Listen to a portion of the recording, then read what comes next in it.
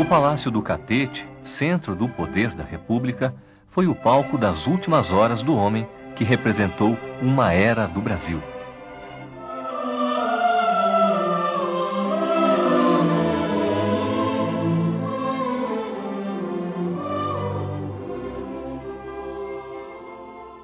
Eu acho que o dia que o Brasil entender por que Getúlio Vargas morreu, eu acho que uma parte da nossa identidade vai estar resolvida. Barbaridade, seu Deus o livre. Bah, mas nem é bom falar. Ele deu a vida para não ver mais vida desaparecida, né? Preferiu se matar, para evitar uma guerra civil.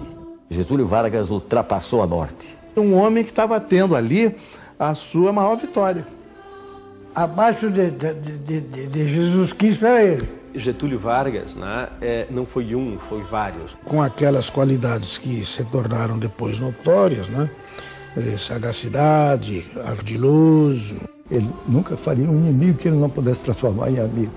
Um homem simples, mas permanentemente preocupado com o povo. O populismo trouxe consigo, de alguma forma, uma certa melhoria de camadas importantes da população brasileira. O Estado foi feito para o homem, e o homem, não o homem para o Estado.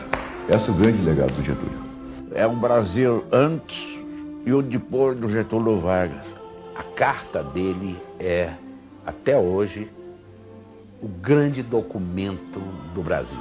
Eu costumo dizer que é a crônica de uma morte anunciada.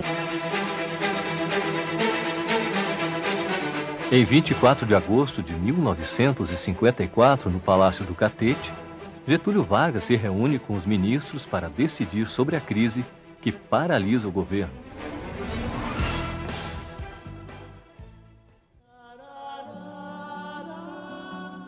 Quando o doutor Getúlio se retirou da reunião ministerial, ele disse as seguintes palavras: já que os senhores não me dão uma solução, não me dão uma sugestão, eu dou a solução. Desde que, diz ele, o governo mantenha a ordem e a disciplina, eu me licencio. Do contrário, eles que venham, porque encontrarão aqui o meu cadáver. Levantou sob a emoção de todos que estavam ali. Levantou, eu vim com ele, o coronel Dornelles veio atrás e me segurava e dizia: não larga esse homem porque ele vai se suicidar.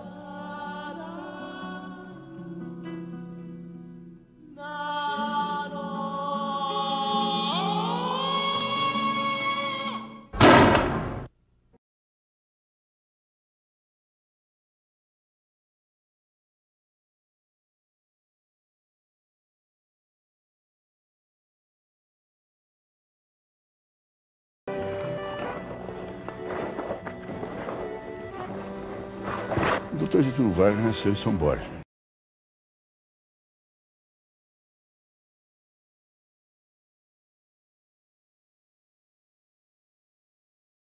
Era um chefe político da região.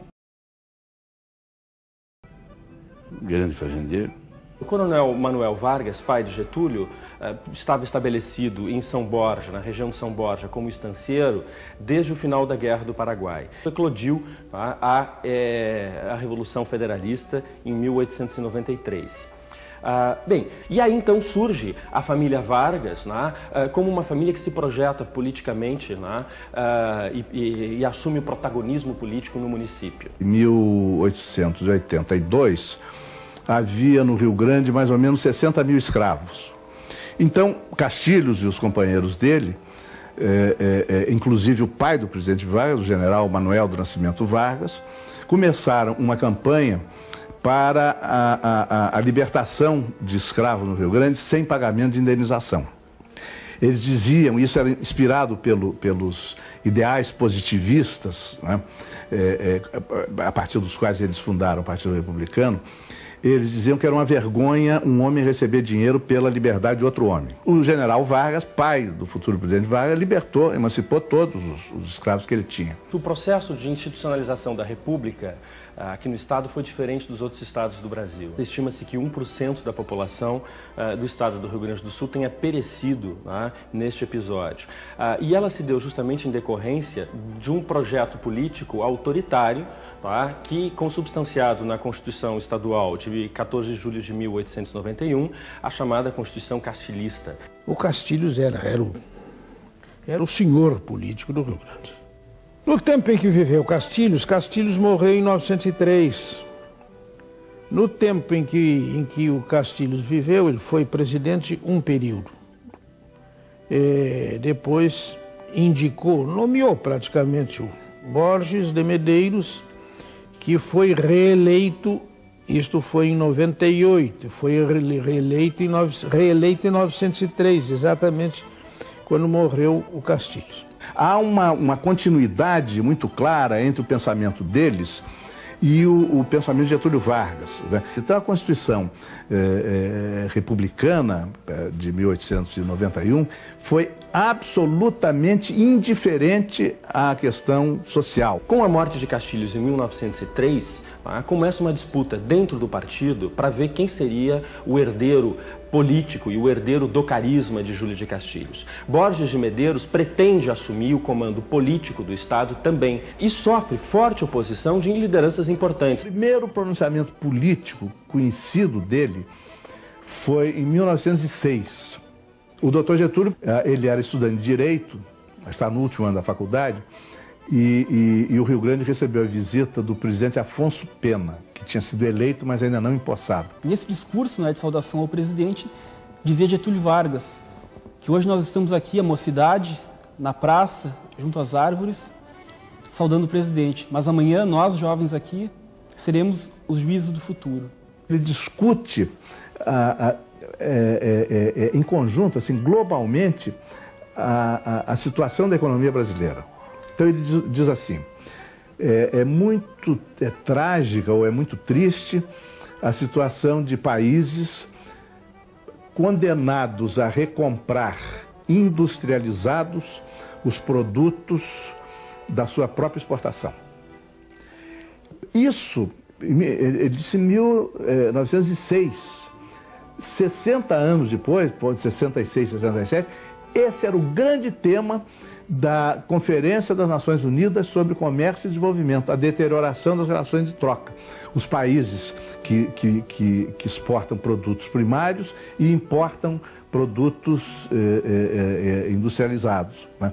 Então, ele já tinha essa visão. Getúlio Vargas, acadêmico de Direito, juntamente com outros colegas, tais como João Neves da Fontoura, Maurício Cardoso, enfim, os acadêmicos ficaram em cima do muro durante um bom tempo, quer dizer, se apoiariam Abbott, se apoiariam Borges, e acabam se aliando a Borges de Medeiros, e ingressam de corpo e alma na campanha. Em retribuição, em prêmio a esta dedicação à política oficial do Palácio do Governo, Borges de Medeiros dá a Getúlio Vargas a segunda promotoria da capital. A preocupação de Getúlio Vargas ali como promotor não é de ser aquele acusador sistemático que quer a todo custo condenar o réu, mas ele está preocupado principalmente com a defesa da sociedade. E o Getúlio Vargas, com a influência positivista dele, ele justamente procura compreender como o crime se relaciona socialmente e principalmente é a defesa da sociedade e não apenas a punição do criminoso. Borges de Medeiros, também em retribuição e em prêmio à dedicação política de Getúlio e da família Vargas em São Borja, inscreve o Getúlio na lista oficial de candidatos do Partido Republicano à deputação estadual. Getúlio foi facilmente eleito e, efetivamente, em 1909, ele toma posse na Assembleia dos Representantes, como era chamada a antiga Assembleia Legislativa do Estado do Rio Grande do Sul. Uma Assembleia que era muito mais um conselho honorífico, porque era uma Assembleia destituída de atribuições legislativas. Foi deputado estadual,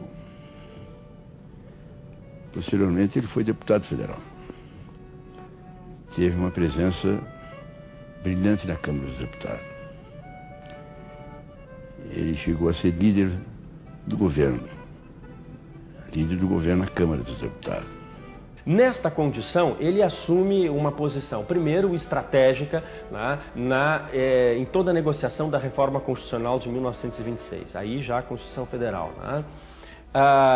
E em seguida, né, ele consegue uma nomeação importante para a Comissão de Finanças, que vem a ser uma das comissões mais importantes do Congresso Nacional até hoje.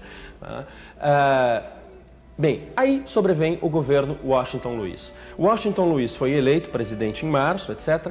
Está montando o seu governo, né, muito preocupado em ter um governo de coalizão, né, da elite oligárquica brasileira, preocupado também em trazer novamente o Rio Grande do Sul para o centro do poder, oferece a Getúlio Vargas, né, uma vaga no ministério. Foi convidado pelo Washington Luiz para ser ministro da Fazenda. Naquela época, quem mandava no Rio Grande do Sul era o Borges Medeiros, o chefe político do Rio Grande do Sul era o Borges Medeiros. Ele escreve uma carta para o Borges. A carta naquela época era longa, levava um tempo a chegar, dizendo que tinha sido surpreendido com um convite do presidente da República para ele ser ministro da Fazenda e que queria a orientação do presidente do Rio Grande do Sul, se ele aceitasse ou não aceitasse. O Borges Medeiros respondeu que previa um grande futuro para Getúlio, mas que o doutor Getúlio não devia aceitar. Borges era contra essa nomeação de Getúlio, porque sabia que, uma vez ministro, Getúlio seria, sim, o candidato, né, natural ao governo do estado do Rio Grande do Sul. Borges foi contra essa indicação. Borges queria para o Rio Grande do Sul o Ministério da Agricultura. Interessante como, naquela época, para o Rio Grande do Sul, o ministro da Agricultura era considerado mais importante que o ministro da Fazenda. Astutamente, o doutor Getúlio não responde. E Getúlio, uma vez sendo ministro e com esse desempenho, vem a ser o candidato efetivamente natural ao governo do estado do Rio Grande do Sul em 1927 e em 1928, junto com João Neves da Fontoura, assume esse governo do estado. Na década de 20, tiveram início os grandes movimentos sociais no Brasil.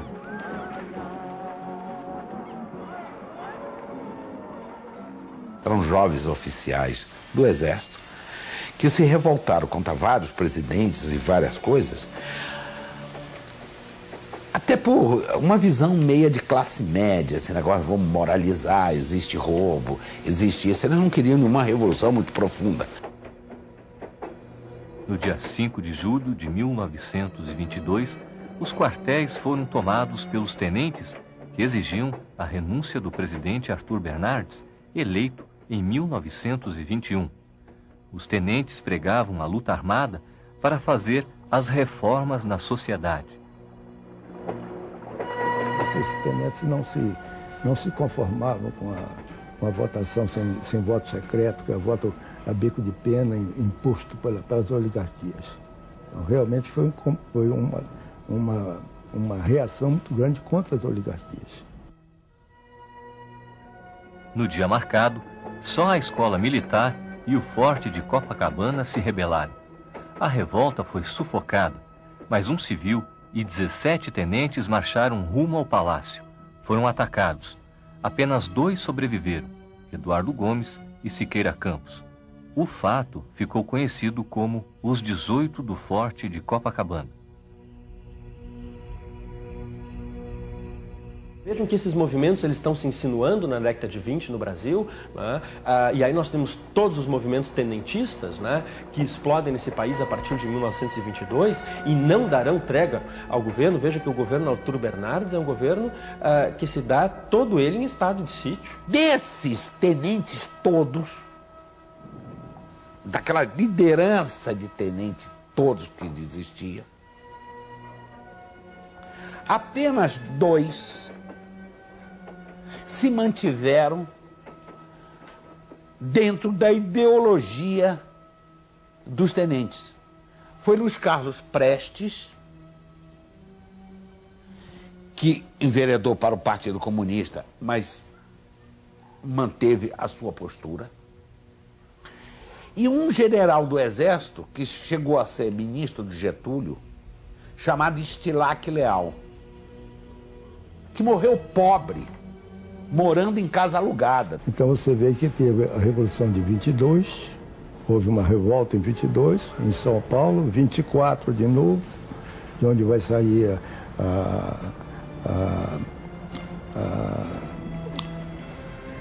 do Prestes, a coluna Prestes, né? Que saindo de Santo Ângelo, subiu no Nordeste e terminou fora do Brasil.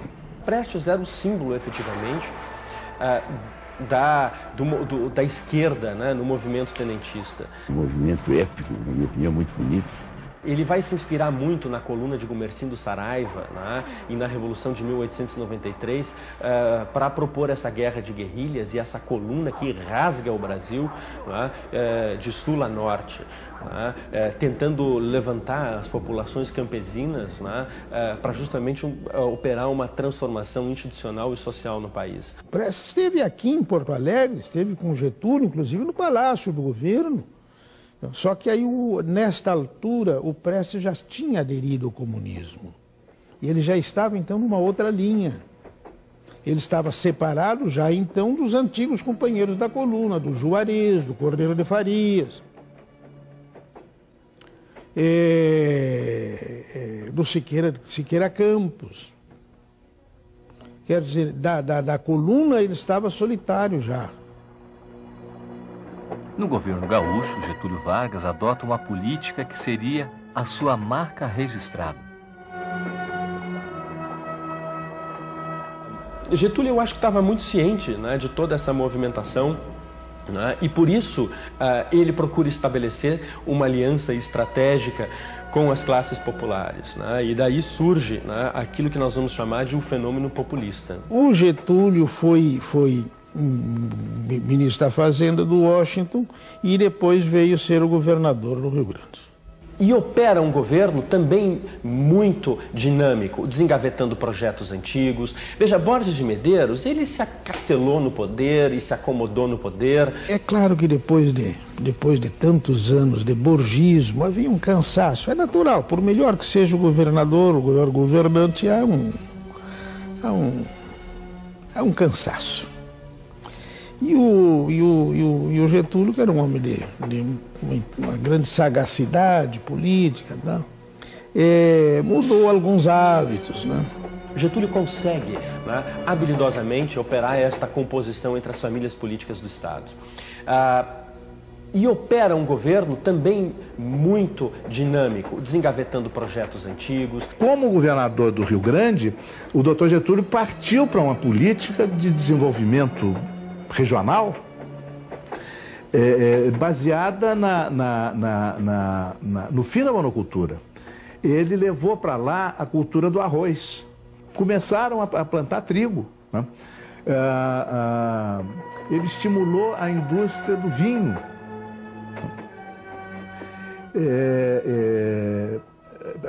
Ele estimulou muito a Varig.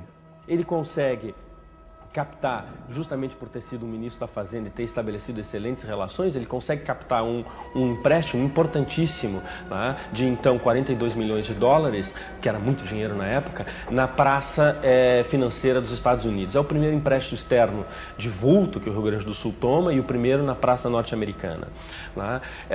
E este empréstimo, ele saneia, consolida as dívidas do Estado, saneia as finanças estaduais, possibilitando que a iniciativa privada retome os seus investimentos também. É ele quem cria, por exemplo, o Banco do Estado do Rio Grande do Sul. Ele sabia também dos males da monocultura. Quando havia uma crise na agroindústria açucareira no Nordeste, caíam as vendas de charque do Rio Grande, né? Então aí isso já deu a ele uma visão da unidade nacional. É um governo muito operoso, é um governo dinâmico e é um governo de concórdia política, né? Por esse motivo, Vargas consegue formatar a chamada Frente Única Rio-Grandense, né? E essa Frente Única Rio-Grandense vai ser justamente a base da campanha da Aliança Liberal, né, em 1929 e em 1930. Naquela época, nós tínhamos uma democracia meio de fachada. O que funcionava era o café com leite.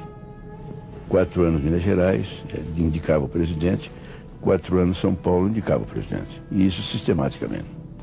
O Washington Luiz tinha sido indicado, tinha sido governador de São Paulo e indicado por São Paulo presidente da República.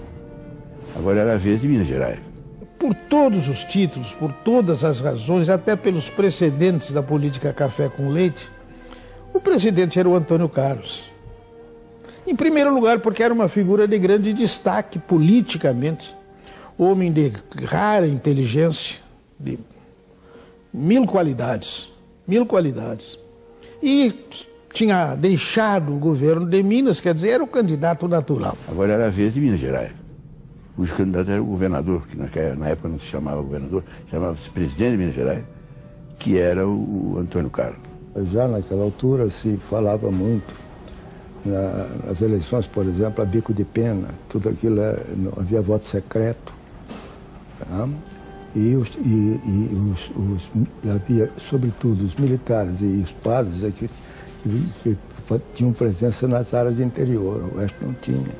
Presidente, tudo de mentirinha, fazia consulta aos governadores, presidente da República, você quem que acha, e como resultado das consultas, o presidente da República ganhou na consulta aos governadores o fulano e tal. E ele, dessa vez, disse, ganhou nas consultas o Júlio Prestes, governo de São Paulo, repetindo. E escanteando o governador Antônio Carlos de Minas Gerais. O doutor Washington Luiz insistiu no nome do Júlio Prestes. Seguramente convicto de que o Andrada fosse aceitar, não fosse quebrar as regras tradicionais do jogo republicano da Primeira República, da República Velha. Esse foi o estupim de tudo que aconteceu. O Antônio Carlos não aceitou, se rebelou. E aí, numa forma de resposta, o Antônio Carlos lança para presidente da República a candidatura do Dr. Getúlio. Dos grandes estados, o Rio Grande nunca tinha dado um presidente. O movimento cresceu. Teve apoio de um estado a mais, foi o Paraíba. O Rio Grande do Sul imediatamente se uniu, fechou. Minas Gerais indicou o vice, indicou João Pessoa, da Paraíba, e iniciou a chamada campanha liberal. O pobre povo brasileiro não tem dinheiro.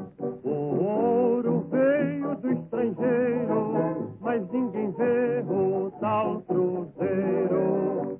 O que apareceu para o Dr. Getúlio no início foi uma oportunidade que era inesperada. Quer dizer, se o Washington Luiz tivesse indicado o governador de Minas, a situação estava resolvida e não havia Revolução de 30. Realmente as circunstâncias colocaram no seu colo a presidência, a candidatura. A plataforma da Aliança Liberal, que é uma de 1929, que é belíssima, que é linda e que é atual até hoje. Ele tinha uma visão muito madura do que era o Brasil. Uma política estritamente financeira não poderá vingar se não houver paralelamente a política de desenvolvimento econômico. Eu nunca tive uma conclusão muito definitiva de que Getúlio, Minas, os liberais tinham expectativa de que ganhariam a eleição. Foi uma tentativa de se ganhar o projeto político pelas vias eleitorais. Às vezes já estão pensando na jogada seguinte. E nessa jogada a justiça já feita que o Minas Gerais se comportou 100% a favor desde o primeiro momento até o final. A juventude é revolucionária, né? É revolucionária, de modo que havia muitos jovens participando do programa da Aliança Liberal, que era a Aliança Liberal do Getúlio com o João Pessoa. As eleições acontecem em março de 1930 e a fraude campeou de ambos os lados, como costumava acontecer na República Velha, já que nós não tínhamos justiça eleitoral. A verdade é que o país estava cansado daquele sistema, daquele regime, do sistema eleitoral, e tudo mais. A eleição já sabia o resultado. Ganhou o Júlio Prestes Mas na mesma hora, Rio Grande do Sul, Minas e Paraíba se rebelaram. Aí iniciou o movimento de 30. Getúlio se manteve de uma forma absolutamente discreta, em cima do muro, né? Enquanto João Neves da Fontoura e Oswaldo Aranha, né, trabalhavam nos bastidores pela Revolução, né, que de fato aconteceu e tomou um impulso forte, né, depois do assassinato de João Pessoa na Paraíba. E não houve quem, naquele momento, não atribuísse o caráter político ao crime. Então, a chama revolucionária que já estava apagada ganhou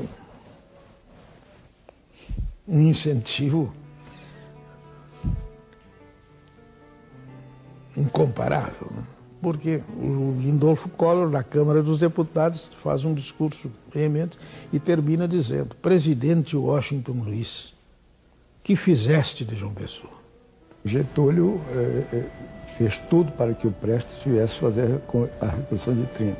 O doutor Getúlio Oswaldo recebe o Prestes no Palácio e entregam a ele uma mala com 800 contos de réis para ele comprar armamento em Montevidéu. E logo chegou a Montevidéu, se declarou comunista.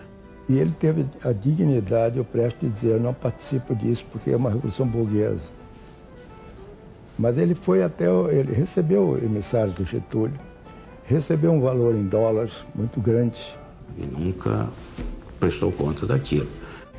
Que ele vai depois entregar em Moscou para poder ser recebido no Partido Comunista Brasileiro, né, que era PCdoB, Partido Comunista do Brasil, no Comitê.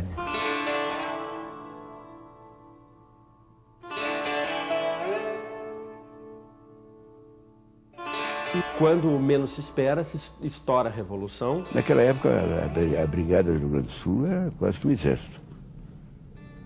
Aliás, as brigadas estaduais eram autônomas. Né? Aí houve um tiroteio cerrado durante um certo tempo, mas até o final do dia o exército estava rendido. A Brigada Militar do Rio Grande do Sul veio muito rápido. Passou por Santa Catarina, não se aconteceu nada, passaram por Paraná e foram fazer a luta, a Revolução em São Paulo. O Brasil é interessante porque ele tem um histórico, né, de... os comandos, as forças militares, né, elas, podendo evitar o confronto aberto, né, elas evitam. Né, podendo evitar o derramamento de sangue entre irmãos, evita-se. Né. Quando isso não é possível evitar, realmente aí há um verdadeiro banho de sangue, que foi o que aconteceu na Revolução Federalista. Né? E agora, o caso da Batalha de Tararé é um desses casos onde há, no último momento, uma concórdia, um acordo, né? E o conflito acaba não acontecendo. Foi mais rápido do que podia se imaginar. Envolve o Nordeste, envolve Minas, envolve o Brasil inteiro. Quando as forças revolucionárias já estavam ultrapassando São Paulo, o exército aqui destituiu o presidente então, Washington Luiz, e assumiu o governo.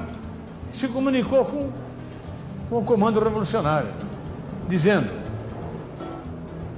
parem aí, nós destituímos o presidente para pacificar o país, restabelecer a ordem. Se fosse o Jean Mourão, tinha parado ali. Mas não.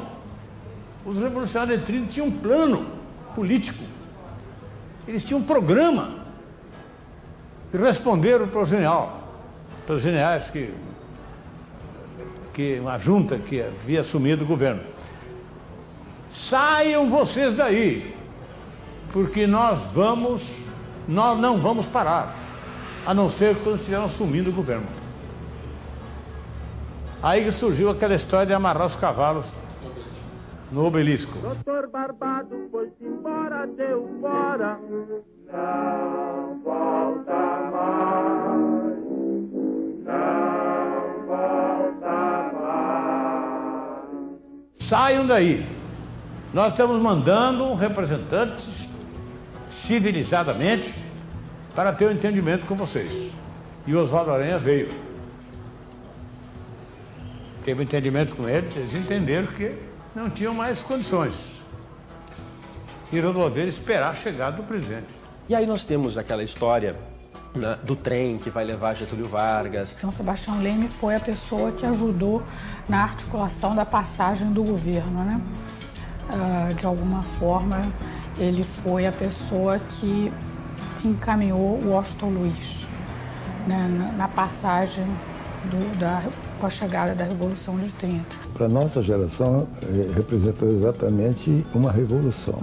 Eu achava que era um golpe de Estado, que tinham derrubado um homem que estava no poder através do voto popular. Houve modificações vitais no ordenamento jurídico do país e na área política também.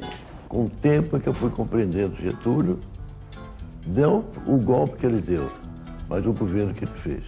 O Getúlio viu a necessidade de você mudar o Brasil do ponto de vista econômico, mudar o Brasil do ponto de vista social, que é a mão de obra escrava, e mudar o Brasil do ponto de vista político. A Revolução estourou no dia 3 de outubro, ele tomou posse no dia 3 ou 4 de novembro de 30. A ideia é de que o governo provisório fosse um governo provisório. Se entrasse logo na normalidade e tudo mais, etc. O Getúlio fecha o Congresso, não marca a data para a nova eleição, apenas diz que vai fazer. Mas esse não era o pensamento do Dr. Getúlio. Chegou, gostou e depois começaram, vamos dizer assim, as crises internas. Aquele grupo chamado dos tenentes, o tenentismo, tá? Contribuiu largamente para a permanência do Dr. Getúlio na presidência. O Brasil instituiu no Código Eleitoral que presidiu as eleições de maio de 1933. O Código Eleitoral estava pronto e foi promulgado. Foi para até um registro da Constituição Republicana, 24 de fevereiro de 32. Voto secreto, voto feminino, voto proporcional, justiça eleitoral, etc, etc, etc.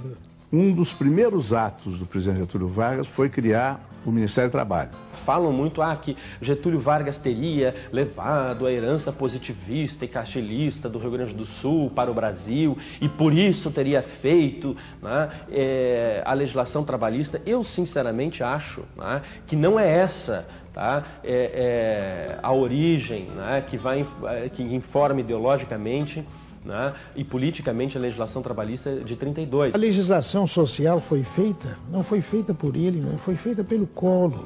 Nada disso seria feito se não tivesse, primeiro, a aquiescência pessoal do Getúlio. Ele era o presidente. O que se diz desde os anos 30 é que a legislação trabalhista foi copiada da Carta del Lavoro do Mussolini.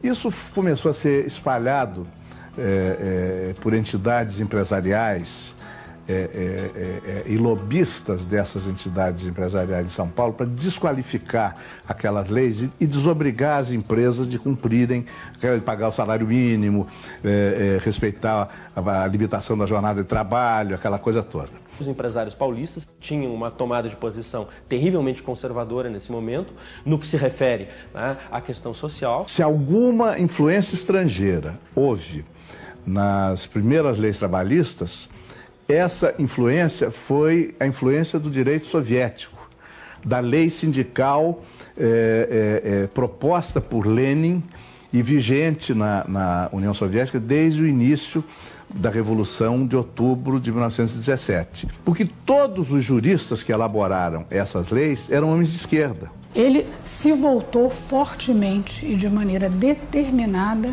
para o trabalho. Porque você não desenvolve o capital se você não tem a base do trabalho. O Brasil era uma fazenda de escravos. Aí surge toda a ideia de formatação de um partido econômico, né? Ou distinção dos legislativos e dos parlamentos para formar parlamentos corporativos. É o momento em que surgem os conselhos que vão ajudar o governo a administrar e a propor políticas públicas para a nação. Ela modificou o panorama claríssimo no campo econômico, no campo social e no campo político. A ideia que acaba também se formando, né, é o famoso representante classista. Né? E vai gerar, em 32, a Revolução Paulista. Então ficou o Rio Grande e São Paulo, né, combinando um movimento que deveria ser militarmente chefiado pelo Flores da Cunha para pôr fim ao governo provisório e voltar, afinal de contas, à normalidade. Os paulistas ficaram sozinhos. Flores alegava que ele foi surpreendido pela Revolução. Os paulistas dizem que o Flores começava a faltar também. No Pará houve quem morresse por eles em 32. O São Paulo não tinha engolido também a Revolução de 30. A Revolução de 32 teria sido apenas uma tentativa de revanchismo da oligarquia paulista. Isso não é bem verdade. Nomear o João Alberto, quer dizer, um jovem tenente, né, coisa parecida, para interventor em São Paulo, não sendo de São Paulo. Aquilo é claro, fere os brios, etc. Mas tem-se a impressão que foi calculado aquilo exatamente para incentivar e alimentar uma fonte.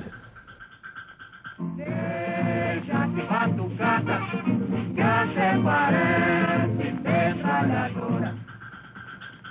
E quando a cuíca berra, parece uma praça de guerra. Quando a revolta de São Paulo eclode e há um momento em que aparentemente a Revolução de 30 está ameaçada, né, com a reação das oligarquias de São Paulo, escreve uma carta e mais uma vez ele diz que se isso não vingar, ele coloca a vida dele em xeque. A Revolução durou 3 meses. Ele acabou conseguindo o apoio de todos os governadores do Brasil contra São Paulo, né? Eles foram derrotados. O traumatismo da Revolução fortaleceu enormemente, sob o ponto de vista militar, o Dr. Getúlio.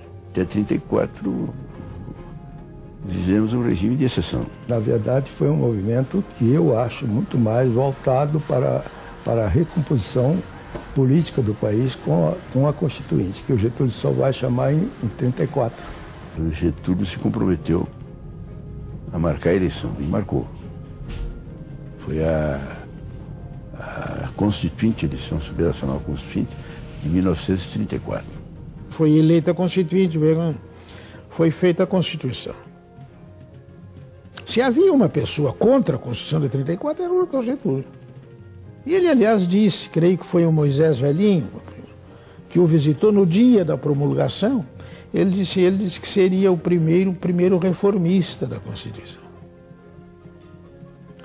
E usou de uma expressão também muito expressiva. Até agora eu escrevia num caderno sem linhas.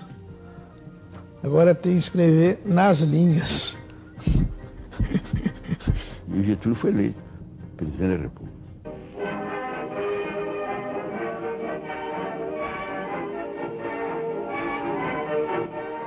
Ele faz uma política muito convencional do ponto de vista econômico. Getúlio faz a política do café, né? Faz a política que todos os presidentes tinham feito até então. É um período onde houve um período de conflitos ideológicos praticamente no mundo inteiro. O Hitler surgia com o nazismo na Alemanha, foi vindo, foi tomando conta. O Mussolini vinha com o fascismo na Itália, o comunismo se consolidava de uma forma de força na Rússia. A Europa à beira de uma guerra que acabou acontecendo. E aqui no Brasil surgiram 2 movimentos. Os integralistas de Pino Salgado e os comunistas de Luiz Carlos Prestes. O Comitê Central do Partido Comunista Brasileiro mandava para a Europa ou para a União Soviética informes sobre a situação revolucionária do Brasil. Isso no começo da década de 30, dizendo que o povo estava na rua e que o Partido Comunista tinha tudo para fazer a tal revolução bolchevista no Brasil. Eram informações que não batiam nada com a realidade, mas eram as informações que iam. Em cima disso, teve a intentona comunista. A União Soviética, então, mandou dinheiro e profissionais. Eu estou falando profissionais, mas não no sentido depreciativo. Eram revolucionários que vieram ajudar os revolucionários brasileiros a fazer uma revolução que se julgava justa e correta e necessária. Olga foi uma delas.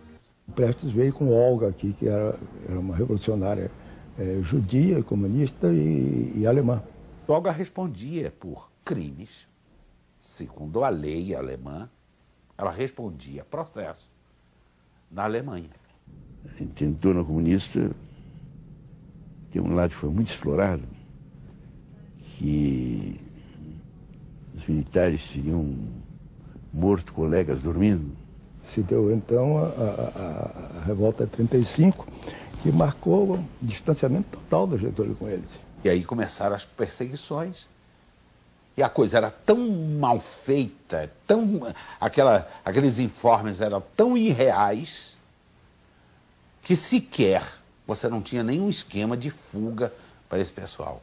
Os dois viviam numa casa no bairro do Meier, no Rio de Janeiro, como um casal e tal, até que alguém denunciou, foram lá e prenderam. Quando o Prestes é encontrado, que a polícia especial entrou, ela se colocou na frente, entre os que estavam prendendo e o Prestes. E, portanto, deu o apoio dela. Se matassem, seria ela o alvo. E o Prestes dizia, não me matem. E foi levado para a prisão. E aí a Alemanha pediu a extradição. Havia o problema da gravidez dela, mas aí todos os depoimentos que você tem, testemunhos e livros e fontes, mostra que o Filinto Miller informou a Getúlio que ela não estava grávida. Eu perguntei para ele sobre a Olga Venório Prestes.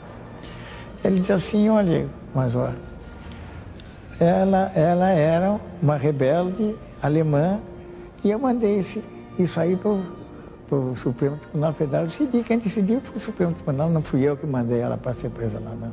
Ela foi extraditada em 1936. Em 1936, não havia guerra.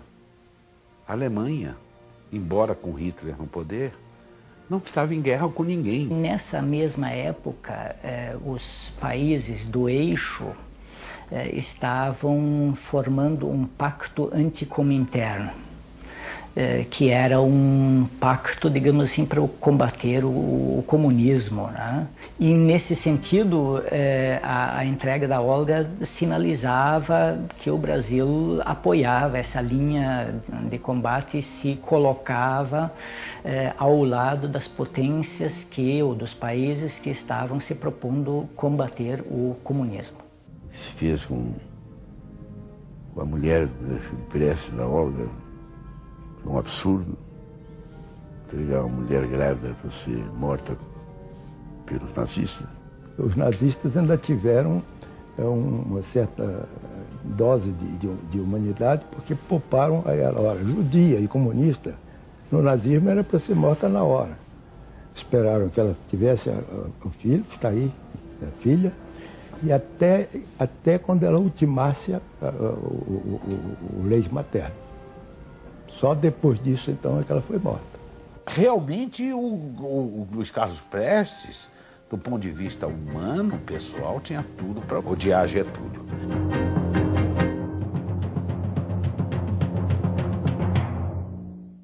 Poucas pessoas sabem, mas o presidente Roosevelt, ele convidou Getúlio para ir a Yalta, negociar junto com Churchill, com Stalin, o final da guerra.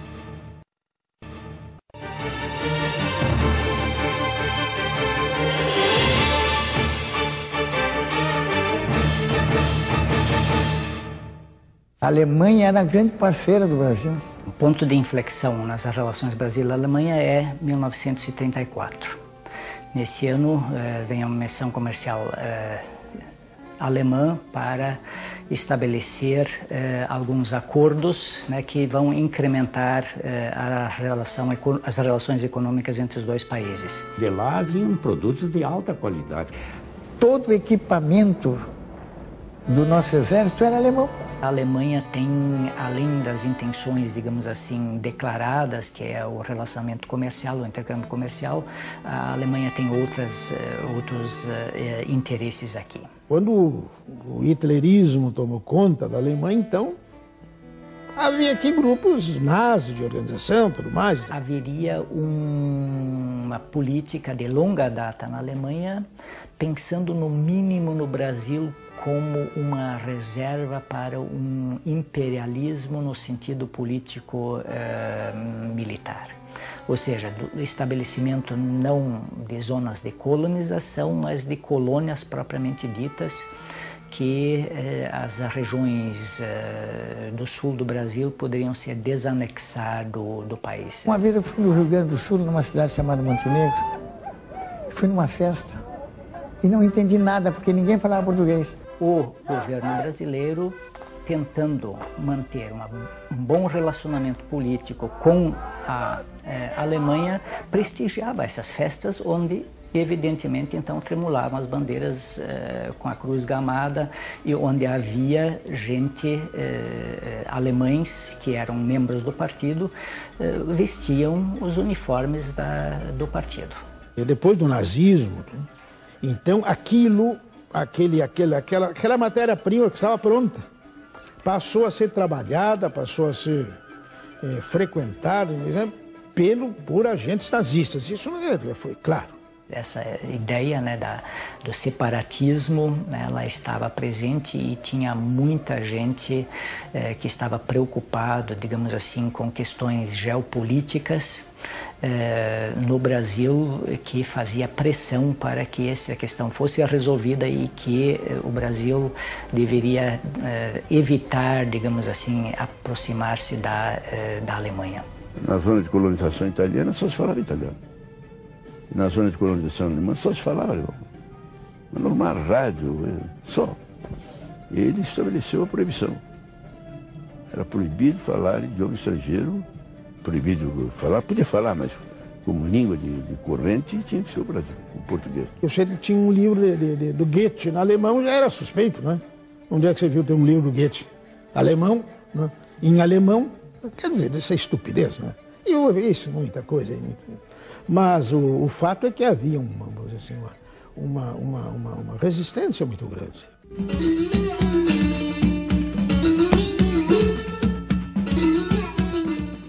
E por isso que o doutor Getúlio fez aquela lei de 2/3 para ir diminuindo essa coisa. Ele determinou uma legislação que lá na fronteira, os brasileiros, os gaúchos tradicionais, falavam português castiço, as professoras saíam de lá e iam lecionar na região de colonização italiana e na região de colonização alemã.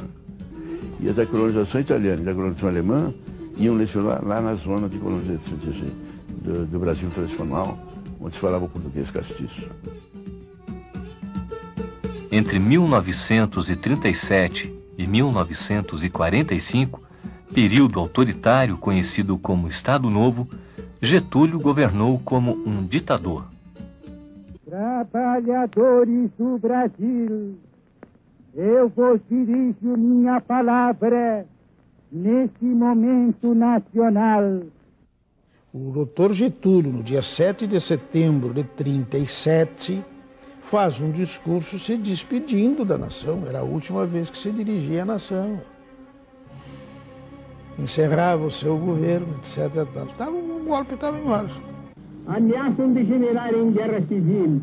É sinal de que o regime constitucional perdeu o seu valor prático, subsistindo apenas uma abstração.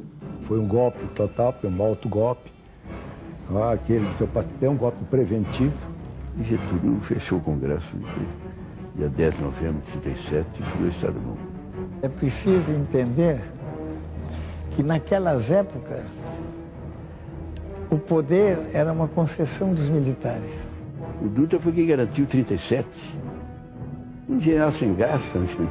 A carta de 37 elaborada pelo Francisco Campos, como todo mundo sabe, não é segredo para ninguém, é a transposição da Carta Castilhista de 91 do Rio Grande do Sul para o plano federal. Quer dizer, a concepção autoritária continuava viva, continuava intocada. Eu nunca aceitei isso, não. Com toda sinceridade, acho que não precisava. Houve violência, houve tortura. Getúlio foi um ditador, foi uma pessoa que tomou o poder pelas armas, rasgou a Constituição de 91, rasgou a Constituição de 34, fez uma Constituição no gabinete, né, uma Constituição extremamente autoritária, né? Então ele tem uma história que é uma história de golpismo, né, de ditadura. Ele foi discricionariamente presidente da República durante todo aquele tempo. Quantos anos? De 1930 a 1945. São 15 anos, né? Não é brincadeira. Era quase uma norma da América do Sul toda. A diferença é que aqui era um ditador civil. Do lado era Perón, o outro era Stroessner, o outro era não sei quem, o outro era aquele pessoal da Venezuela. E já tinham ditadores fartados antes de começar o século XX. Numa ida para Petrópolis, disse assim para ele: presidente, como é que o senhor se sentia como ditador? Ele que deu uma gargalhada e disse assim: ilegal, né? O Getúlio entrou dentro daquele conceito do pai dos pobres, até certo ponto foi imposto pelo DIP, Departamento de Imprensa e Propaganda, fazia parte da política da época, comunicação da época, né? O exemplo típico nós tivemos no fascismo na Itália e no Goebbels na Alemanha, né? Ou seja, a propaganda como grande elemento político para manter os regimes de força. Quando ele chegou lá em Manaus, o governador disse para ele: presidente, o senhor sabe que aqui tem cidades, estava no Estado Novo, não havia eleição, né? Que eles não dão bola para esse negócio de Estado Novo, todos de 4 anos fazem eleição para prefeito. O que é que eu faço? E ele deixa de fazer, deixa que eles façam as eleições e afinal de contas não vai acontecer nada. Ninguém usou melhor propaganda política no Brasil do que Vargas.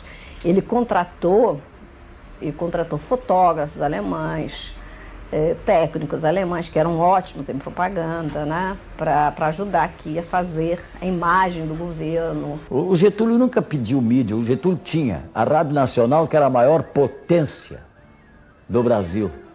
O que hoje é a Rede Globo de televisão era a Rádio Nacional.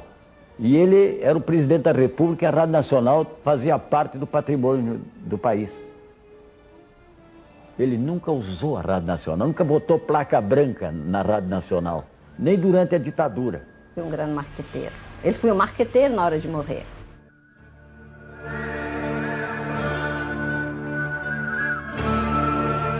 Em 38 teve o movimento integralista.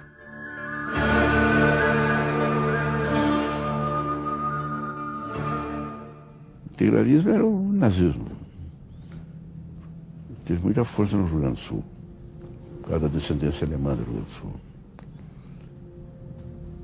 Eles usavam a camisa preta e faziam o mesmo estilo de marcha, de hino, de coisa, que usavam os nazistas da Alemanha. Até começo de 38, nenhum impedimento para que tudo isso acontecesse. Até começo de 38 não havia em momento nenhum uma proibição brasileira de atuação do Partido Nazista no Brasil, da seção do Partido Nazista no Brasil. Não havia nenhum impedimento para que as pessoas andassem não só de bandeira, mas de uniforme do Partido Nazista. Para enfrentar o comunismo, o que ele precisava? Precisava de um apoio que fosse também anticomunista, claramente indicado. Ora, o Plínio Salgado tinha criado um partido, que era o integralismo, e nesse partido você via uma certa macaquice, né, do gesto, da camisa verde, na Alemanha tinha sido os pardos, depois a camisa parda adiante. Na Alemanha tem a Kurzwacht, que ele aqui tinha o Sigma. E muito nacionalista, a saudação, em vez de ser Heil Hitler, né, era Anaue pelo chefe nacional. E com isso, parecia assim uma cópia carbono de segunda categoria do nazismo. E o fato é que quando chegou a 1937, os sindicalistas supunham que agora eles podiam dar o golpe. E foi até um grupo de divisão dentro do movimento. Tanto que o Príncipe agora não aparece diretamente nisso. Então, e eles avançam contra o Palácio e conseguiram a adesão do grupo de fuzileiros navais que estavam dando a segurança na ocasião. Ali houve um perigo real talvez até de eliminação. Chegaram ao jardim, né, ali, aqui, que estava na vizinhança ali, foi simplesmente eliminado. Né? No dia, por exemplo, da intentona integralista, né, ele ficou com a família dele e com os empregados. Ele não tinha ninguém especializado. Ele que tinha que pegar, como se fosse o dono de casa, né, pegar o revólver para enfrentar o ladrão. Estava invadindo, estava forçando a janela. O doutor Getúlio escapou de ser morto. Os integralistas não iam depô-lo, iam matá-lo. Ele aí pegou um revólver, foi para a parte do palácio e disse, né, a primeira pessoa que aparecer aqui eu mato, embora seja morto também. Quem acabou com aquilo foi o Bejo e o Gregório. Foi por aí, a partir deste momento, que eles chegaram à necessidade de ter uma guarda de gente de confiança. Já naquele tempo, o Gregório era pessoa, afinal, quase familiar pela proximidade. Tá? Muito ligado ao Bejo. O Gregório era não só uma espécie de guarda pessoal, mas também uma espécie de Maria Chambre. Tem uma foto famosa do Gregório penteando o Getúlio. O vento de Machado do Cabelo, tem uma foto dele famosa, ele penteando o cabelo carinhosamente.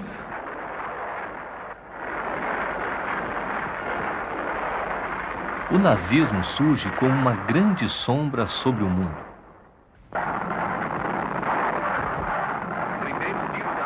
Getúlio era um adepto, um simpatizante dos governos fortes, né, dos grandes líderes, né? Ele tinha uma preferência por Hitler, isso está claro no diário dele, né? Eu nunca vi Getúlio apoiar Hitler, nunca li nada, nunca vi nada, nunca vi nenhuma manifestação. Em primeiro lugar, o sentido nacional do Getúlio, o sentido de pátria, o sentido nacionalista dele jamais permitiria que ele tivesse uma ideia de ser um ajudante de ordem do Hitler. Em segundo lugar, eu diria a própria sociedade brasileira como um todo, mesmo que o governo tenha sido muito favorável à Alemanha, muito simpático à Alemanha nesses anos todos, a sociedade brasileira era predominantemente anti-alemã. O presidente Vargas expulsou daqui o embaixador alemão. E há uma troca de correspondência entre a embaixada alemã aqui no Rio e o Ministério das Relações Exteriores em Berlim, que foi publicada já há bastante tempo pelo Ministério das Relações Exteriores, né, em livro, quer dizer, uma coisa, não são documentos secretos, são públicos.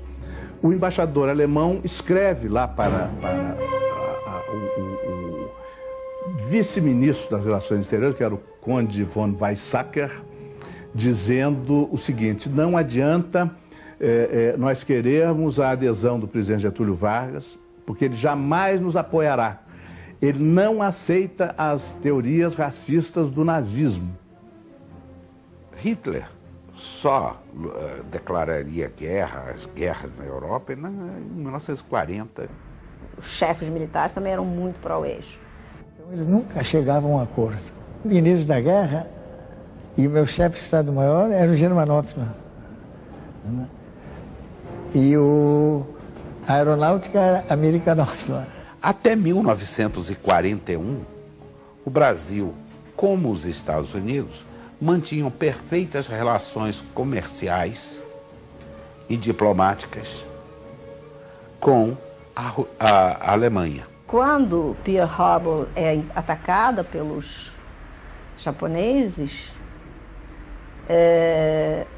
ele tem que tomar a posição que fica lá dos Estados Unidos. Há, evidentemente, a pressão violenta dos Estados Unidos para que o Brasil se definisse em função do controle do Atlântico. Uma semana depois, Getúlio Vargas rompeu com a Alemanha, com o Japão e com a Itália. No ano seguinte, 42, os Estados Unidos, o Brasil declara guerra aos alemães quando os navios brasileiros foram atacados. Nos 3 dias famosos, 19, 20 e 21 de agosto de 1942, que são os imediatamente anteriores à declaração de guerra à Alemanha, nós temos os grandes quebra-quebras que só foram debelados quando o exército interveio, porque num primeiro momento o exército se manteve fora e a polícia, as forças policiais não tomaram nenhuma medida. Quando o Getúlio fez a declaração, declarou a guerra, Roosevelt veio ao Brasil. E aí, no Nordeste, eles se encontraram. E daí surge a criação da siderúrgica de Volta Redonda, mais tarde. Ele negociou uma possibilidade de nós termos uma siderúrgica. Os americanos se recusavam sistematicamente a permitir que fosse instalada no Brasil uma siderúrgica, que seria a base do processo de industrialização. Aí o Getúlio, com enorme argúcia, né, mandou a delegação que ia discutir com Roosevelt, quer dizer, passar por Berlim, onde estava um senhor chamado Adolfo, né, em plena ascensão, e foi nessa jogada, quer dizer, que a CSN saiu. O acordo que ele fez com Roosevelt para a siderúrgica foi em 43. Não para entrar na guerra, já tinha entrado. Em função do estabelecimento das bases aéreas no Nordeste como ponto de partida para a penetração na África e a luta dos Estados Unidos contra o nazismo, com sua, digamos assim, seu papel de encurralar o nazismo a partir do Sul. Assim, francamente, a gente vê que ele não gosta. A gente vê que ele sofre quando ele tem que, em nome desse compromisso, que ele cede as bases do Nordeste para os Estados Unidos. A gente vê que ele não gosta. Ele conseguiu tirar dos Estados Unidos a Companhia Siderúrgica Nacional e, ao mesmo tempo, criou a Companhia Vale do Rio Doce. Uma para explorar o minério, o outro para produzir aço. Então Getúlio teve essa competência estratégica, né? O Brasil não podia ser só um país exportador de minério de ferro bruto. O Brasil tinha que produzir o seu aço. Grande parte da geopolítica de Vargas durante a Segunda Guerra Mundial esteve ligada ao sonho da siderurgia. E Getúlio acaba recebendo os financiamentos dos Estados Unidos e não da Alemanha. O Perón era tipicamente favorável ao eixo Berlim, Roma e, vamos dizer, Tóquio também. Então, era ligado a isso. E nós tínhamos quase certeza que ele invadiria o Brasil. E eles estavam bem mais preparados do que nós. Então, a tropa de cavalaria nossa e toda a tropa do Rio Grande do Sul, ninguém saiu para a FEB. A Inglaterra tinha medo de fogo amigo, da baixa qualificação e do baixo treinamento do exército brasileiro. Mas os Estados Unidos, que tinham negociado com o Vargas, impuseram então a participação brasileira com um contingente significativo de 25 mil homens. Poucas pessoas sabem, mas o presidente Roosevelt, ele convidou Getúlio para ir a Yalta, negociar junto com Churchill, com Stalin, o final da guerra. Getúlio não foi. O próprio fato de participar, digamos assim, entre os vitoriosos, reservaria um lugar, digamos assim, na política internacional para o Brasil, e esse era o grande objetivo do Getúlio. O Brasil fala na abertura da ONU porque nós tivemos um papel importante na criação da ONU e no final da Segunda Guerra Mundial. Então, este reconhecimento vem através do primeiro discurso que é feito na abertura da ONU, é o chanceler ou é o presidente do Brasil que fala.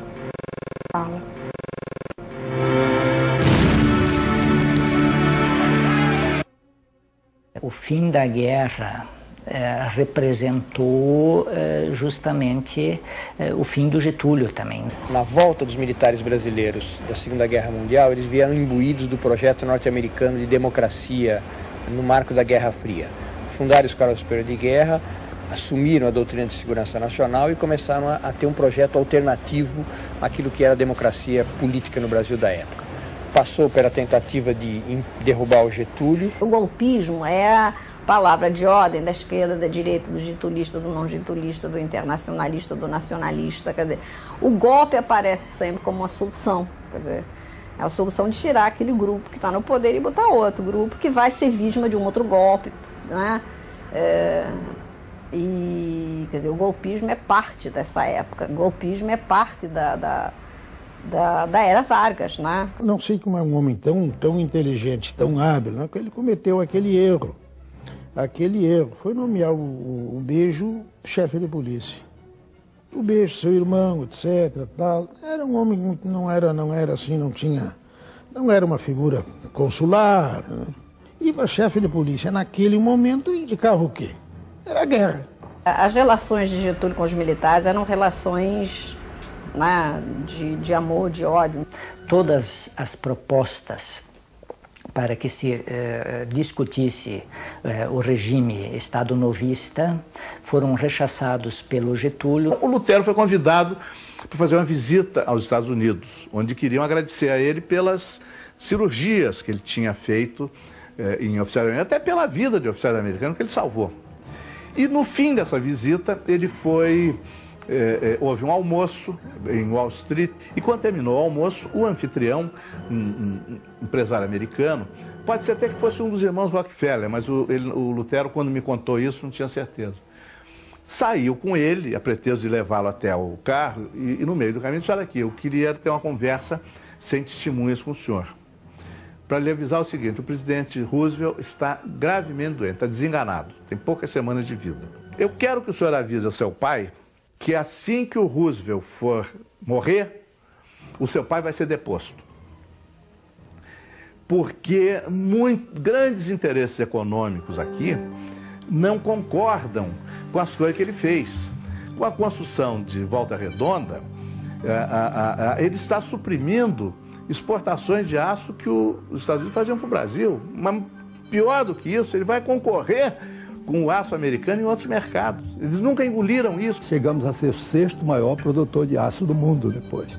É evidente que isso conflita com interesses econômicos americanos. O Brasil perseguiu, sob diversos regimes políticos, um projeto chamado Nacional Desenvolvimentista. Esse projeto tem a sua primeira configuração nos anos 30 e tem a sua versão mais ambiciosa na primeira metade dos anos 50. Ou seja, 2 períodos em que Vargas foi dirigente máximo do país. A reação anti-Estado Novo acabou atropelando o Getúlio e ele acabou não conseguindo, digamos assim, conduzir esse processo para a democracia. Cordeiro Farias, que tinha sido, enfim, inclusive interventor aqui no Estado, não foi o homem que mostrar que não dava mais. Foi assegurado a intangibilidade e tal, ele iria para sua casa lá em São Borja, tal, com todas as garantias, e assim foi, etc. Isso eu acompanhei muito bem a queda do Getúlio, porque fui eu quem bati na datilografia as 3 condições para ele renunciar. O fato é que ele não renunciou por vontade própria, não. Não renunciou, sim, não renunciou. Ele foi convidado a fazer. Primeiro, não estimular a revolta, a resistência. Segundo, de ser, vamos dizer assim, de voltar para São Borja, para a casa dele, sem resistência nenhuma. Ele tinha que voltar para lá. Não podia ir para o estrangeiro, nem coisa nenhuma. E terceiro, que ele fizesse uma declaração de que saía espontaneamente.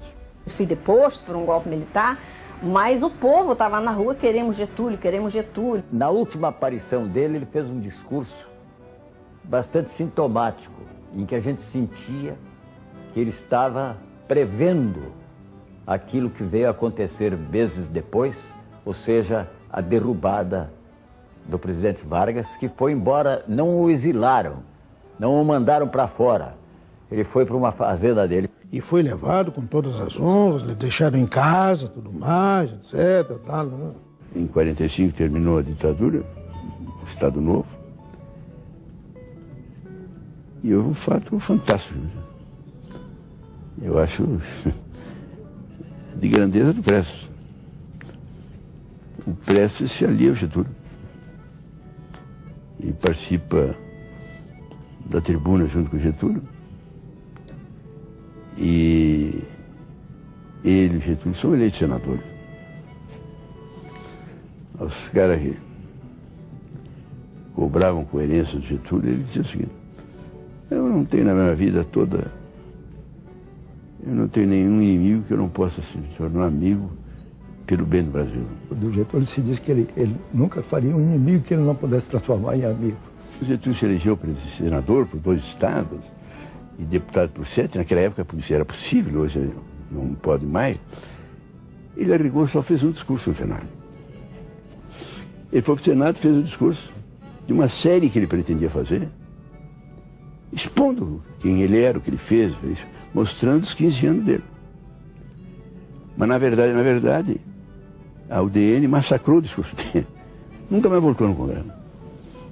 Pegou as malas e foi para São Borja. Aí ficou chamando como retirante de Itu.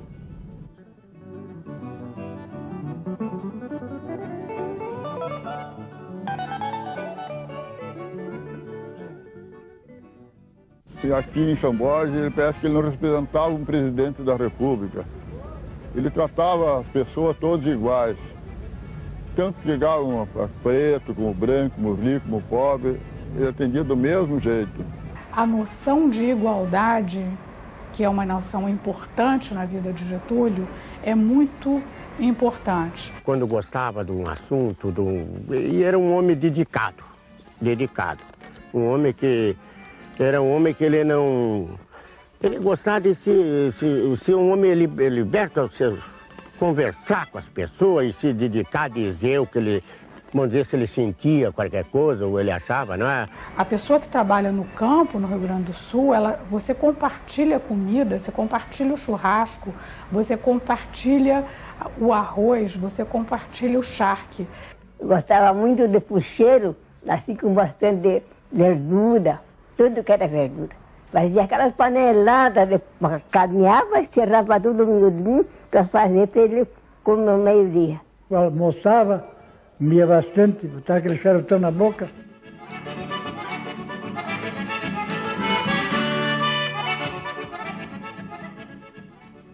Ele não queria saber de política mais, ele queria ficar na fazenda.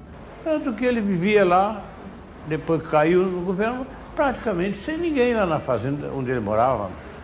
Praticamente só.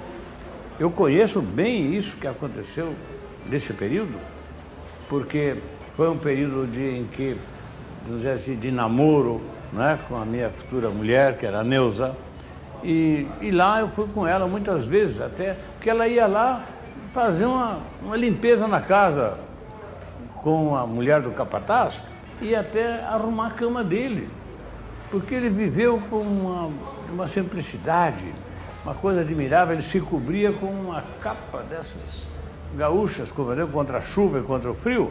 Ele gostava de se cobrir com aquela capa. Ele saía a cavalo, gostava do cavalo. A gente às vezes um petiço velho que não corria nada, não, então ele bem a cavalo, aquilo para ele dava aquela risada. Fazia ele. Mas o tio cavalo não me acompanha, che, dizia ele, não. Mas ele cavalo apoderado, não, destrevaria a gente aqueles petiços velhos que mal troteavam. Mas aquilo é para ele fazer uma graça, não é? Ele sempre dizia que não voltaria mais para presidente da República. Que ele não se sentia mais bem, não tinha idade mais para voltar para presidente da República, para o Rio de Janeiro.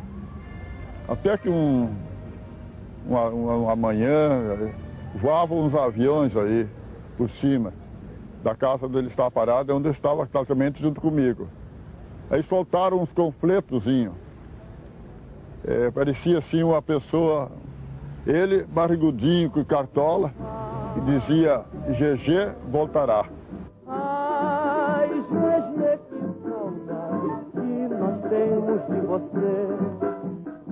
O Getúlio tinha uma empatia com o público muito grande, o que é estranho, porque ele era um sujeito feio, baixinho, gordo.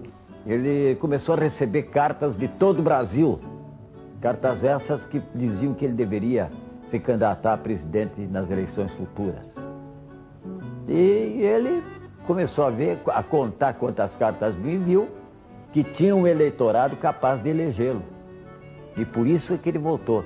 Tanto que perguntaram, Vossa Excelência é candidato a presidente da República? Ele aí sorriu e disse, olha, se o cavalo passar encilhado, eu monto.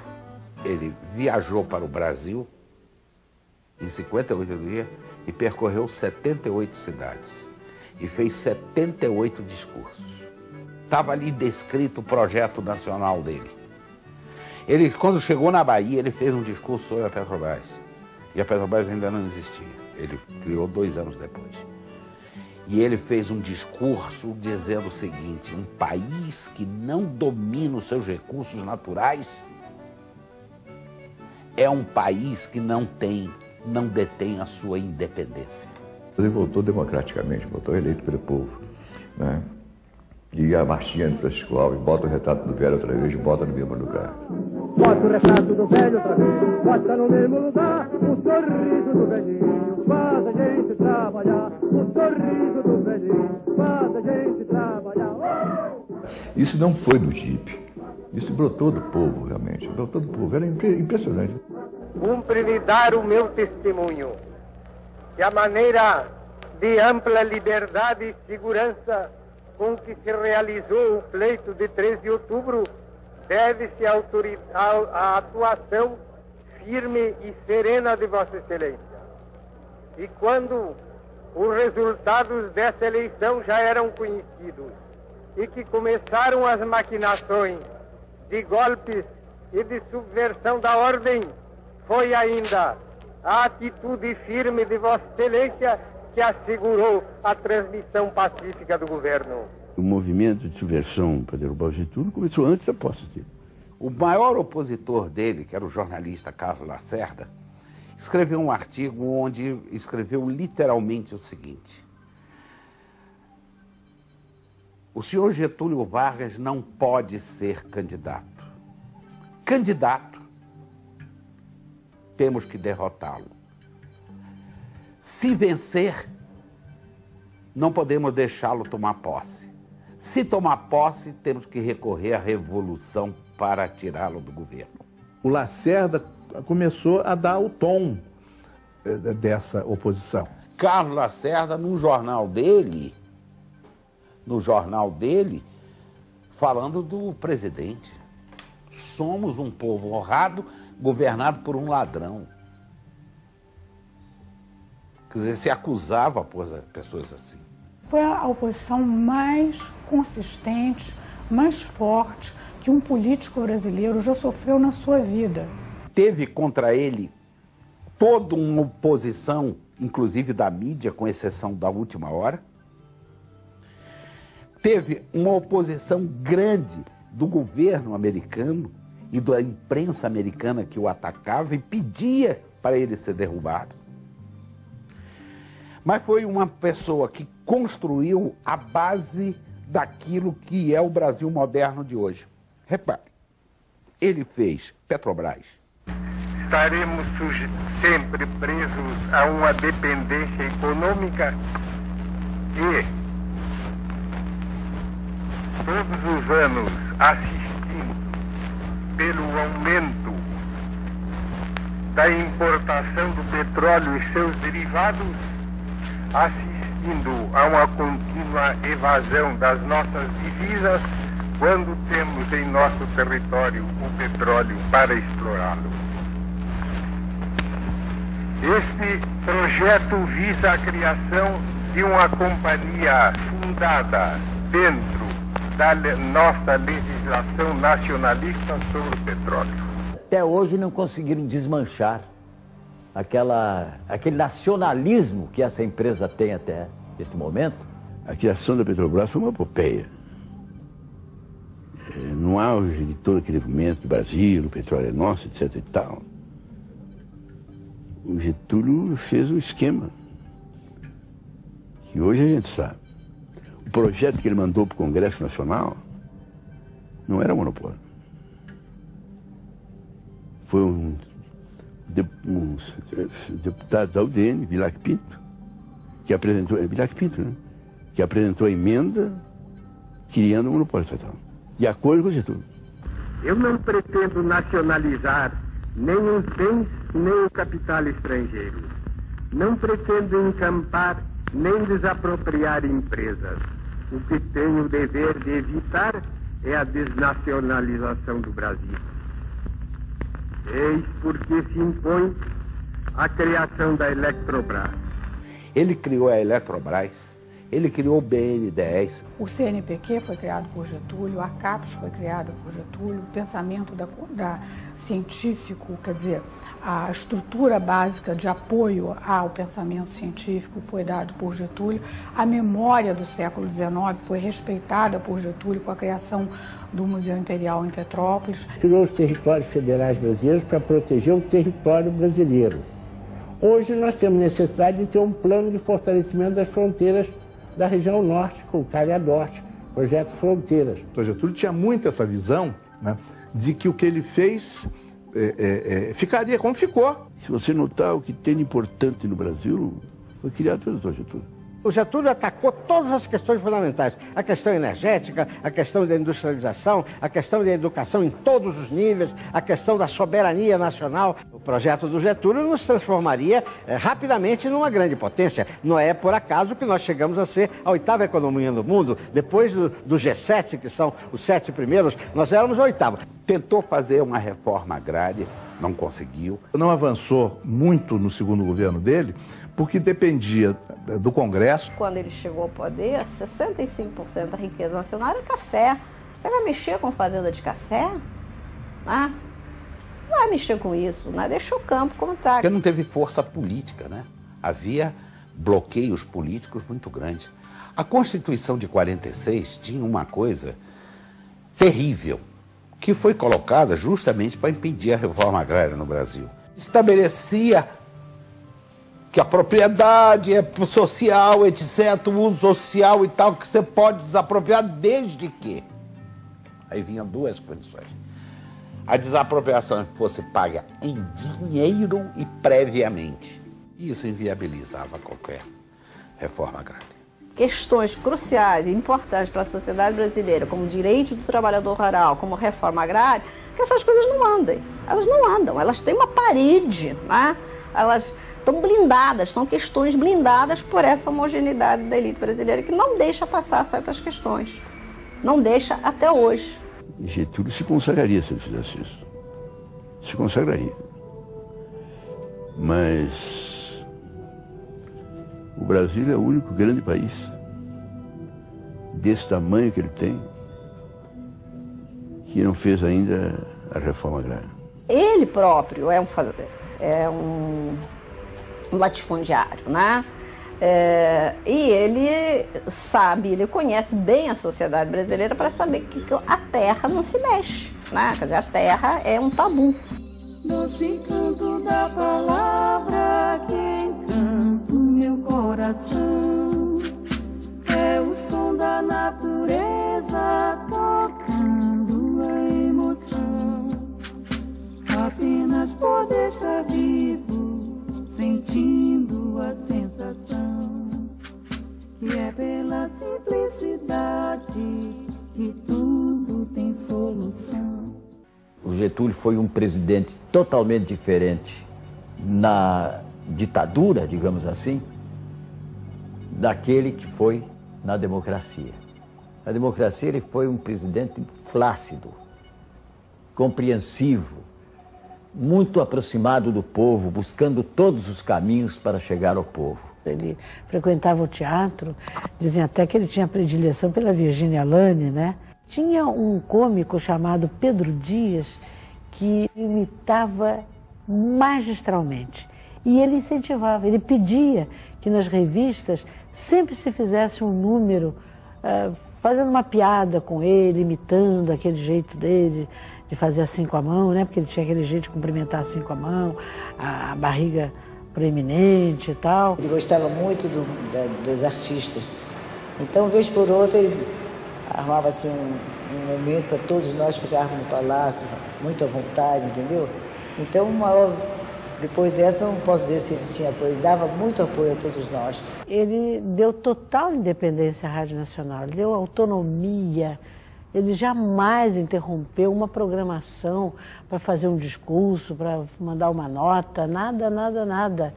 Ele era uma pessoa que ele respeitava muito. Vargas estava preocupado em valorizar a cultura brasileira. Então ele ia desde Villa-Lobos até apoiar desfile de escola de samba. Vargas foi com Carmen Miranda e com a Banda da Lua para Nova York. Que vai comer umas minhocas no pomar. O tico-tico-tico-tico tá da outra vez aqui. O tico-tico tá comendo meu fubá. O tico-tico senta que se alimenta. Que vai comer umas minhocas no pomar. Mas Andrade foi convocado por Vargas para fazer a Enciclopédia Brasileira. O Rodrigo Melo Franco fundou o Serviço Patrimônio Histórico da União para preservar a memória brasileira. E atenção, muita atenção.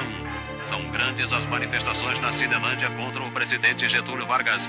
O inquérito instalado na República do Galeão e as últimas acusações feitas por Carlos Lacerda sobre o mar de lama que banha o catete acirraram o clamor popular, tornando imprevisíveis os desdobramentos da crise que abalou o governo. O disparo que atingiu o presidente passou entre a quarta e a quinta costela, pegou o ventrículo esquerdo, que os fisiologistas chamam que é o atleta do coração.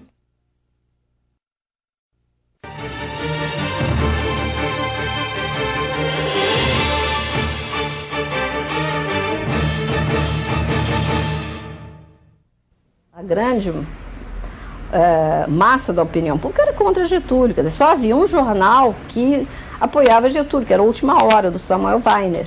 Ele fez um governo, digamos assim, mais nacionalista do que antes. As posições, a lei de remessas de lucro. Ele começou a tomar posições, a criação da Petrobras, posições muito firmes ele tomou. Aí quando o Jango foi ministro do Trabalho, na hora do dia do trabalho, ele deu um salário, ele levou de uma maneira considerada excessiva para os homens, o salário mínimo.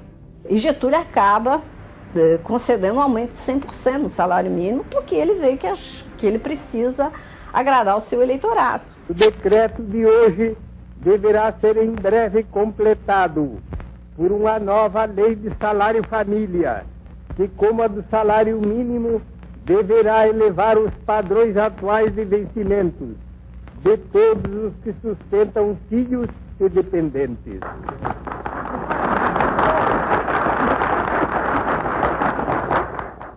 Ajuda o pobre, ajuda o trabalhador, né? Mas não custou a cabeça dele, mas custou a cabeça do Jango no Ministério, né? O Jango logo em seguida saiu o famoso Manifesto dos Coronéis, né?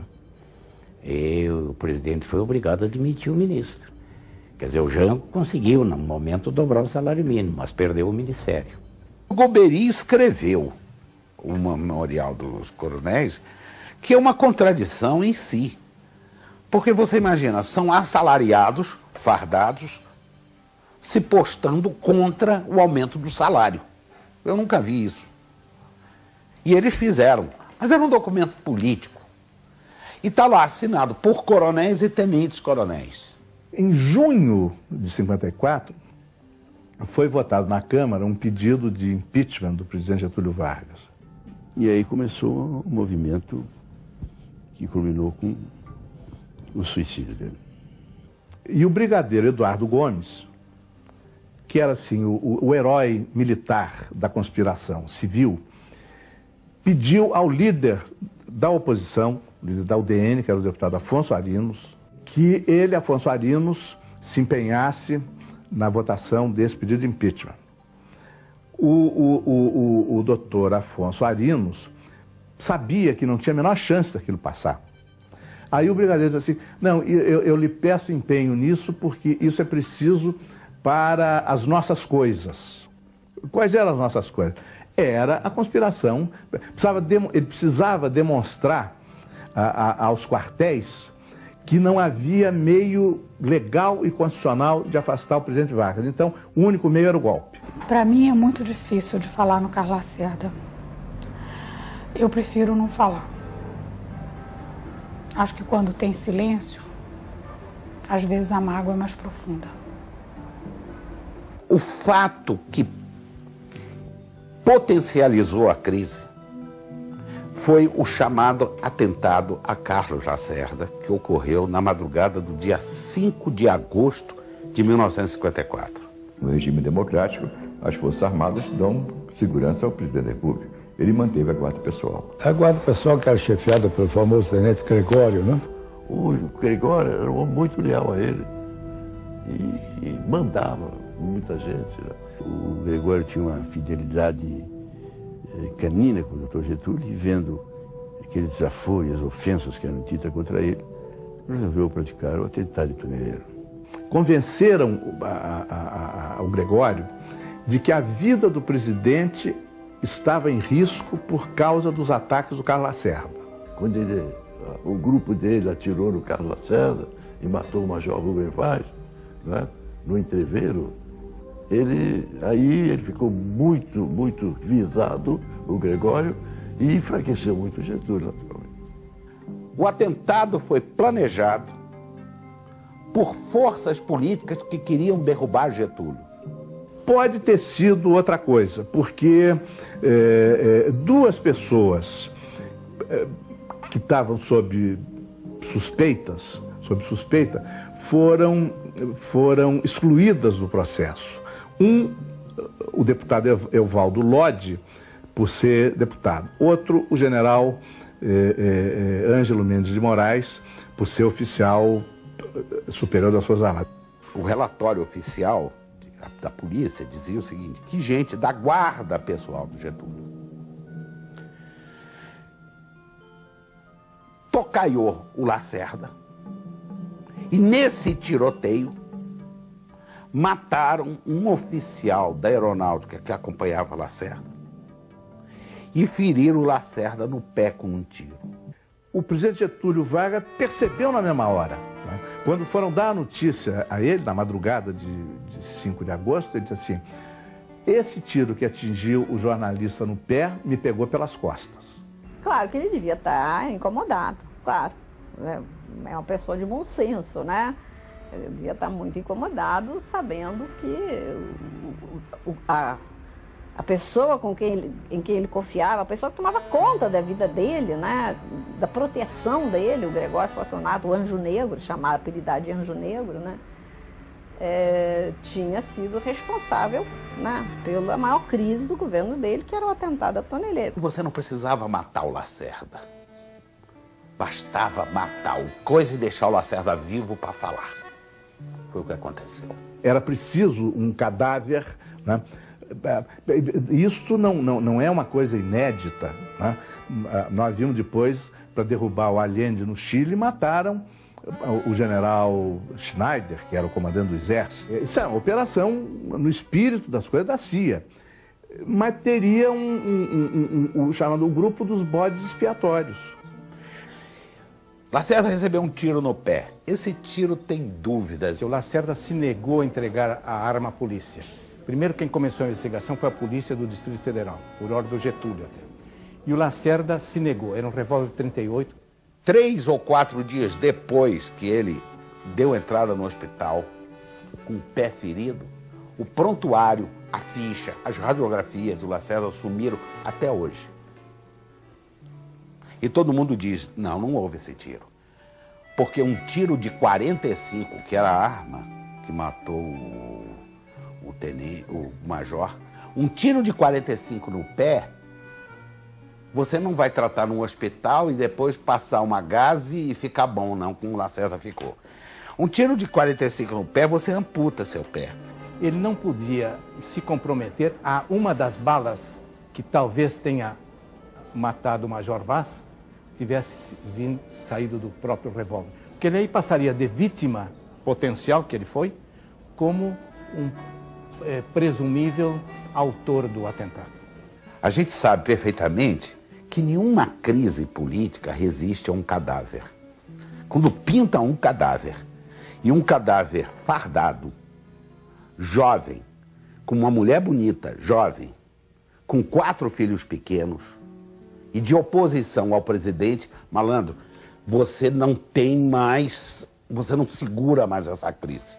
A polícia investiga, claro, mas a aeronáutica, ela faz uma investigação paralela, que é a República do Galeão. Ela faz, como é um assassinato de um militar, eles investigam, né? Então se chama República do Galeão, exatamente essa expressão, ou seja, é um poder paralelo. Nós recebíamos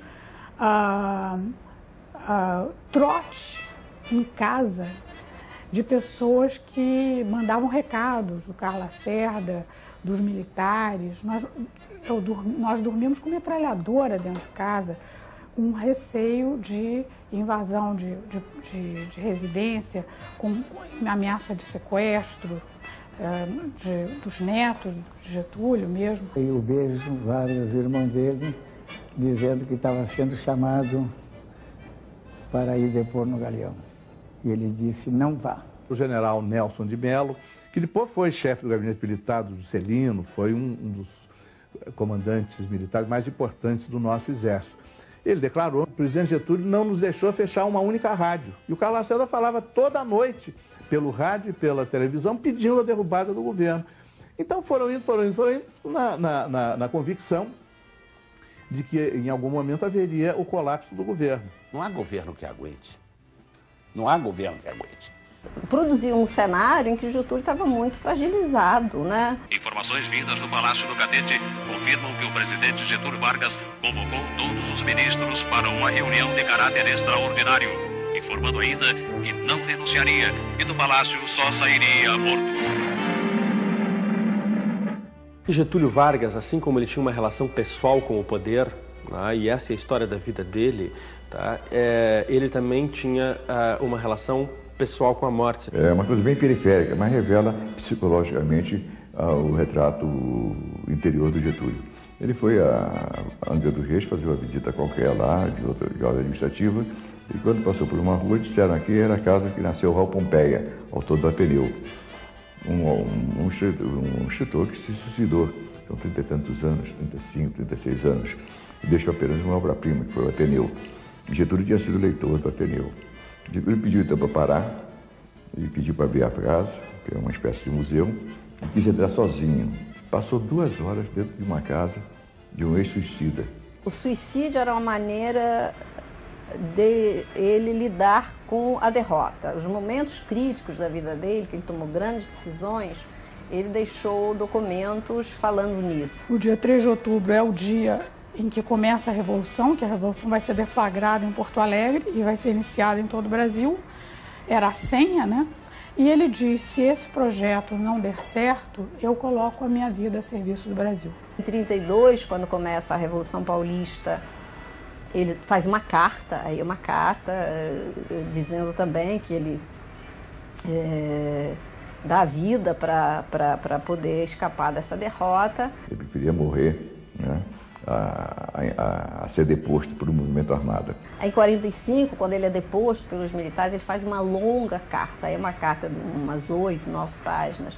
E também ele fala novamente que essa derrota se paga com a vida, quer dizer, o preço da derrota é a morte, né? E atenção, muita atenção. São grandes as manifestações na Cinelândia contra o presidente Getúlio Vargas.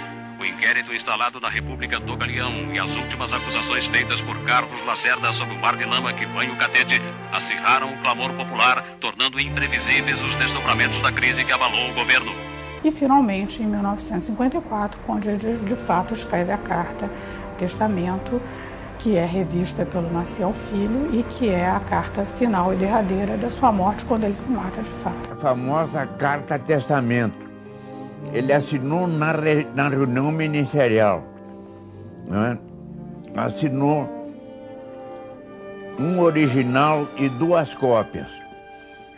Dessas cópias, ele deu uma ao Tancredo Neves e a outra ao ministro do Trabalho. Ele, na hora, antes de se recolher para dar aquele tiro no coração, ele chamou o Jango e disse: Jango, toma isso aqui e vai para o Rio Grande.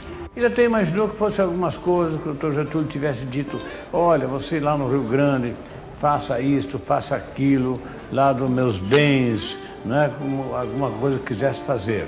O original ficou com Alzira Vargas, inclusive o original, a cópia, a mão do presidente, a lápis. O presidente não escrevia a tinta.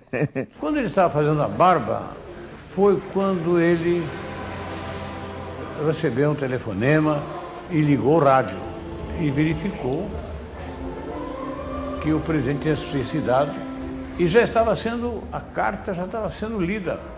Amigo ouvinte, aqui fala o repórter Esso, testemunho ocular da história.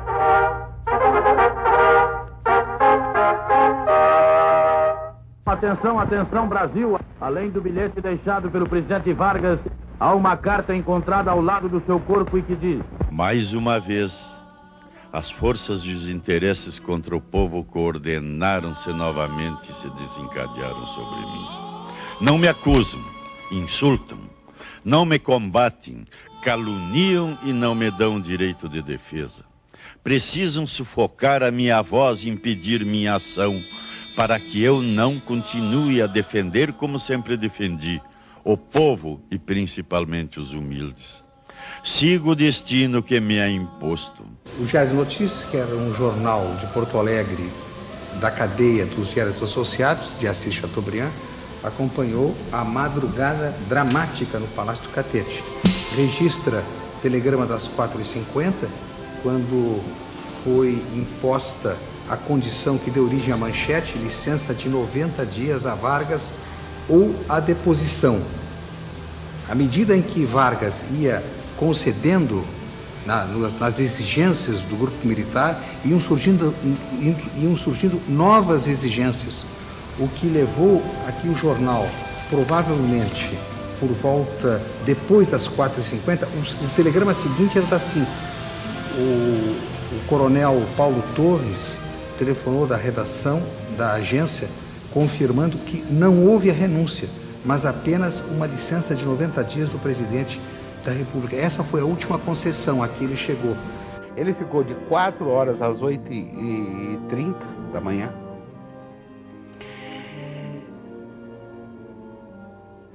Num sofrimento, eu imagino o drama desse homem, um homem de 72 anos, um homem que tinha um projeto profundamente generoso para esse país, para o povo brasileiro, para tudo mais, e que de repente se vê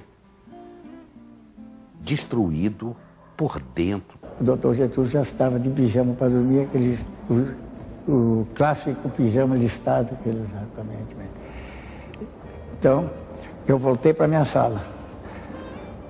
Passado alguns minutos, a porta abriu, eu ouvi o barulho, e ele passou, entrou lá para o gabinete, fechou a porta. Foi na ocasião que ela apanhou a arma, porque eles não sabiam da existência desse revólver do presidente. Eu fiquei ali observando e imaginando alguma coisa, o que ele tinha de fazer lá. Então ele carregou o revólver e voltou para o quarto. Passou por mim, olhou, ele sempre quando passava fazia um cumprimento com a cabeça, dava um sorriso. Dessa vez, com as duas mãos no bolso do pijama, ele passou, só olhou para mim, um olhar triste. É um olhar, talvez, de despedida. Depois de decênios de domínio e espoliação dos grupos econômicos e financeiros internacionais, fiz-me chefe de uma revolução e venci. Iniciei o trabalho de libertação e instaurei o regime de liberdade social. Tive de renunciar.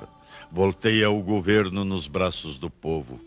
A campanha subterrânea dos grupos internacionais aliou-se à dos grupos nacionais revoltados contra o regime de garantia do trabalho. Fechou a porta, eu então chamei o elevador. Quando o elevador chegou, eu entrei Acabei de apontar e fechou a porta, eu ouvi tiro. Aí eu não tinha mais dúvida do que tudo que estava acontecendo, né? O que tinha acontecido já. Não é uma morte de depressão, é uma morte, vamos dizer assim, de determinação. O Getúlio estava dialogando com a morte o tempo todo. Ele fez aquele cenário, ele criou um cenário de desespero e se matou.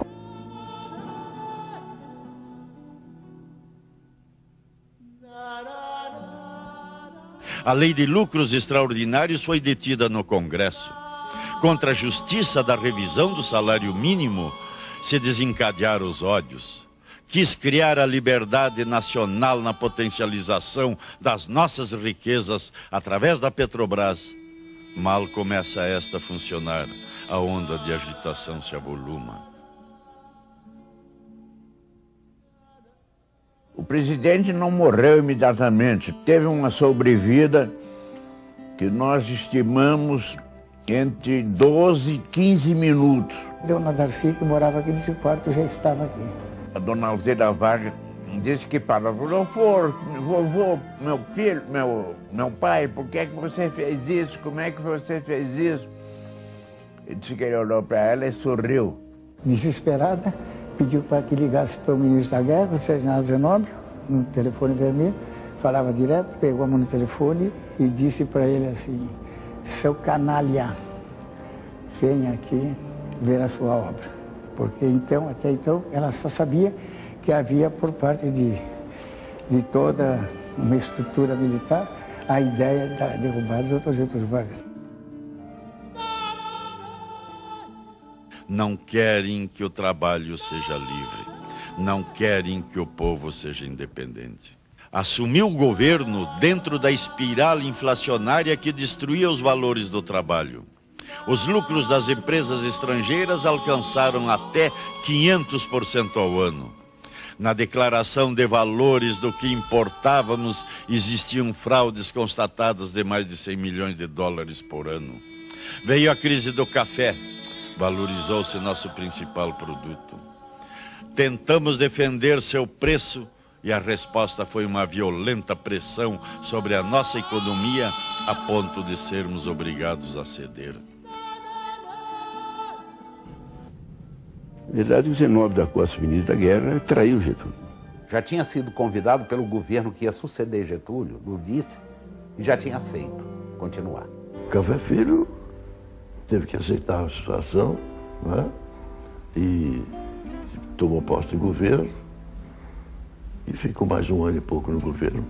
Estava ele deitado, com a mão direita estendida aqui, aberta, com o revólver caído aqui assim, a mão estendida lá. Dona Alzira chegou, se atirou, deitou em cima dele, aqui se abraçando, chorando e sem poder fazer nada. Aí a quantidade de gente que chegou, então encheu esse quarto. Nós chegamos no local às 9h20. Bom, quando cheguei no local, o presidente estava vestido, arrumado, de trajeto escuro, tal, e com um buquê de rosas em cima do peito. E no quarto do presidente tinham umas 40 ou 50 pessoas, ministros, jornalistas, uma confusão tremenda. Tenho lutado, mês a mês, dia a dia, hora a hora, resistindo a uma pressão constante, incessante, tudo suportando em silêncio, tudo esquecendo a mim mesmo para defender o povo que agora se queda desamparado. Nada mais vos posso dar a não ser o meu sangue. Se as aves de rapina querem o sangue de alguém, querem continuar sugando o povo brasileiro, eu ofereço em holocausto a minha vida.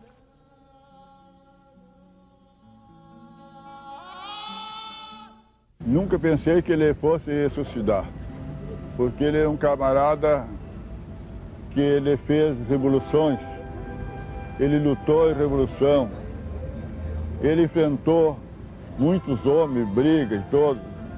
Achava que jamais um homem assim A atitude que ele tem, um cara inteligente, um cara valente como ele era, assim, isso se dá. E aqui, muito tempo, nós ficamos na dúvida que ele tinha suicidado ou tinham suicidado ele. Mas, olha, senhor, nunca que eu poderia imaginar uma coisa dessa, bah, nunca, nunca, nunca. Ninguém até eu acho que esperaria, não é, senhor? É terrível ver dentro.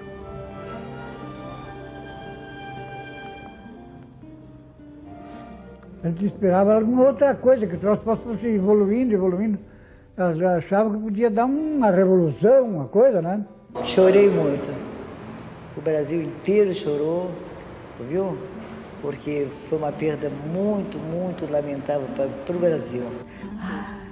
Foi uma comoção, foi uma coisa terrível, terrível, terrível.